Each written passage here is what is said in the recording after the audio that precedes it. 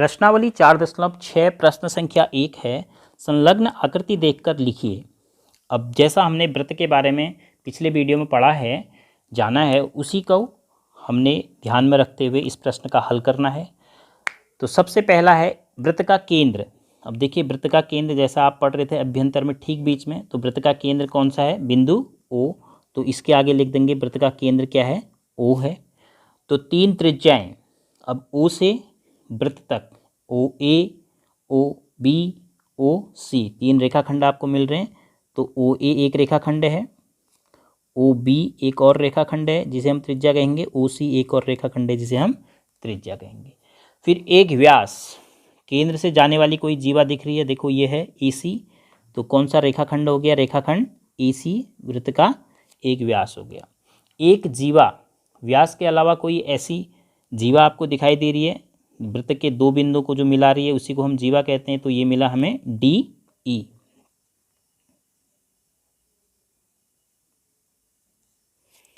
फिर पूछा है अभ्यंतर में 2 बिंदु। अब देखो अभ्यंतर में कौन कौन से बिंदु हैं? एक तो ओ, केंद्र हमेशा अभ्यंतर में होगा। दूसरा पी भी दिख रहा है। तो कौन कौन से बिंदु हो गए? ओ एवं पी।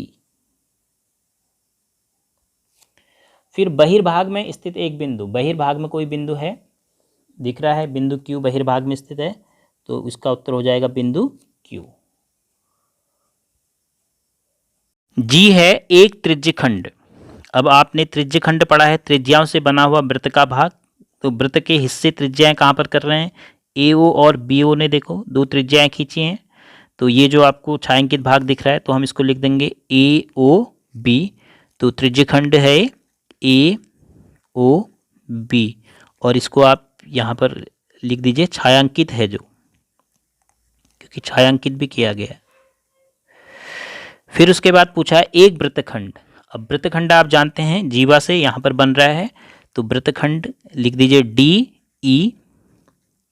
इसको भी आपने लिखना पड़ेगा छायांकित, क्योंकि डी ई जो है वह जीवा है। तो डी ई के बगल में जो आपको छायांकित भाग दिख रहा है क्षेत्र, उसे हम वृत्तखंड कहेंगे।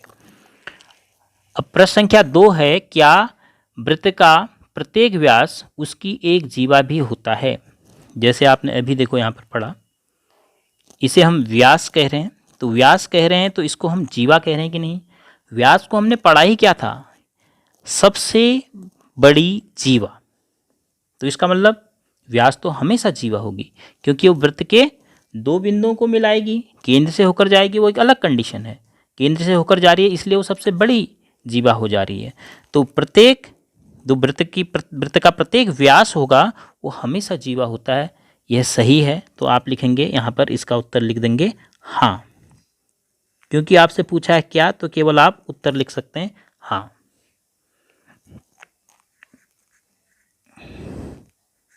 और इसी प्रकार इसका भी उत्तर क्या हो जाएगा? क्या वृत्त की प्रत्येक जीवा उसका एक व्यास होती है? नहीं, क्योंकि प्रत्येक जीवा व्यास नहीं हो सकती है। कौन सी जीवा व्यास होगी? जो केंद्र से जाएगी। आप चित्र में देख रहे थे डी ई भी एक जीवा है, लेकिन ये व्यास है क्या? नहीं। तो प्रत्येक जीवा व्यास नहीं हो सकती है, लेकिन प्रत्येक व्यास एक जीवा होगी। अब प्रश्न संख्या 3 है, कोई एक वृत्त खींचिए और निम्न को अंकित कीजिए। तो इसके लिए सबसे पहले हमें एक वृत्त खींचना होगा। अब वृत्त किस प्रकार हम खींचेंगे? वृत्त खींचने के लिए आपके पास प्रकार होना चाहिए। इस प्रकार से, इसको हम प्रकार कहते हैं। कंपास अंग्रेजी में बोला जाता है। इसमें आप पेंसिल डालेंगे और इन दोनों प्रकार की ये दोनों भुजाएं, इसको हम आपस में मिला देंगे। और पेंसिल और प्रकार की नोक ये किसी प्लेन पेपर में आप किसी सतह पे रख के इसको फिक्स करके यहाँ पर ये आपने इस प्रकार से रखना है। ये फिर जैसे ही वो दोनों एक तल पर मिल गए, तो फिर इसको हमने टाइट कर देना है। ये मैं इसलिए बता रहा हूँ कि कुछ बच्चे पहले इसको खोलते हैं फिर इसको बराबर करते हैं। नहीं, जब आप मिलाएंगे दोनों भुजाओं को तब ये बराबर होनी चाहिए, पेंसिल की नोक और प्रकार की नोक।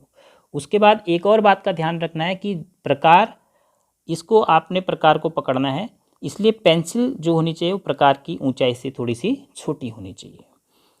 तो देखो ये किले का काम करेगी, प्रकार की नोक एक किले का जैसा काम करेगी। ये सोच सकते हैं आप कि ये गाय बंधी है किले से और ये रस्सी से अभी यहाँ से लेकर यहाँ तक है गाय की रस्सी है, तो गाय कैसे घूम सकती है, ऐसे घूम सकती है।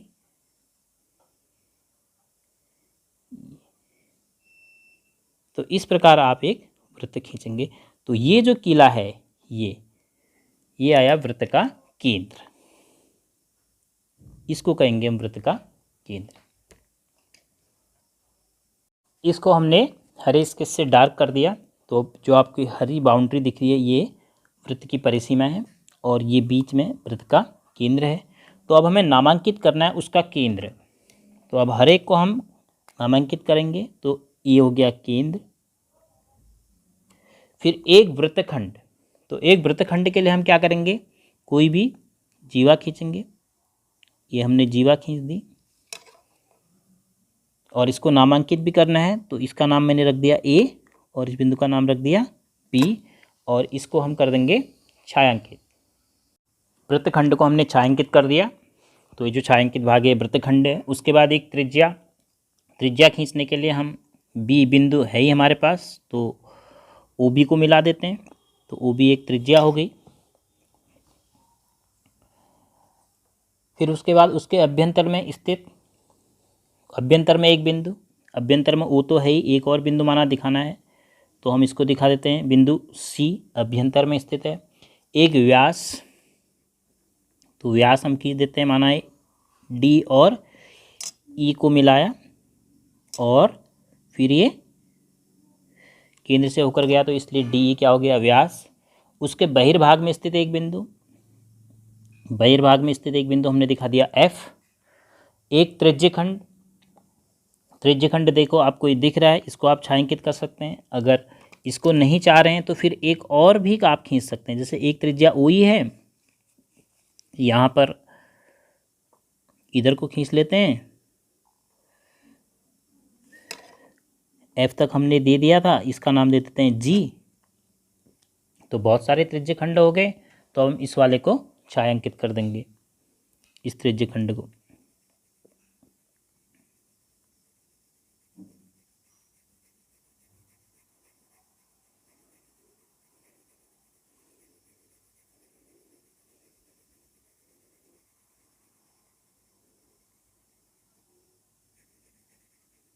ये आपका त्रिज्यखंड हो गया। क्यों त्रिज्यखंड हो गया, क्योंकि इसने वृत्त के हिस्से किए, त्रिज्या होने गए यहाँ पर वृत्त के हिस्से, दो हिस्सों में बट गया वृत्त, एक ये हो गया भाग और एक बाकी इसके अलावा जो बचा है पूरा। उसके बाद एक चाप। अब चाप तो इसमें बहुत सारे हैं, हम इसको भी दर्शा सकते हैं बी से लेकर सी तक, या यहाँ पर एक बिंदु हम ले लेते हैं ई है ही, हम यहाँ पर ले लेते हैं एच, तो ये आपका हो गया ये चाप। इसको थोड़ा सा डार्क कर देते हैं। ये एक वृत्त का ही तो हिस्सा है, तो वृत्त के किसी भी भाग को हम चाप कहते हैं, तो जी एच एच ई हो गया वृत्त का चाप। तो एक आकृति बना के हमने उसको नामांकित कर दिया, अंकित कर दिया, और अब इसका हम नाम लिख लेते हैं। तो ये हो गया केंद्र, ये हो गया चाप, ये हो गया वृत्तखंड, इसके अंदर लिख देते हैं, ये हो गया त्रिज्यखंड,